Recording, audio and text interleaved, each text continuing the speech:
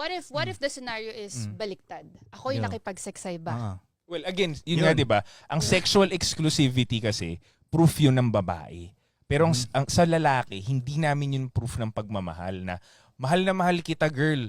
Ikaw lang ang isa-sex ko. Hindi kami ganun eh. Ang babae, mahal mo ang lalaki, sa kanya ka lang talaga dapat. Kasi pwede ka mabuntis, remember? Yeah, but there's condoms. Diba? Hindi, Tinan mo.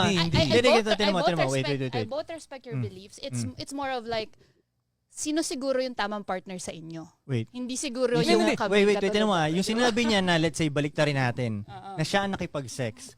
Yun ang disrespect. Exactly. Yun Kasi nga, pag makikipag-sex sa lalaking yun, imposibleng hindi mo gusto yung lalaking yun. Exactly. Gusto mo yung lalaking yun. Exactly.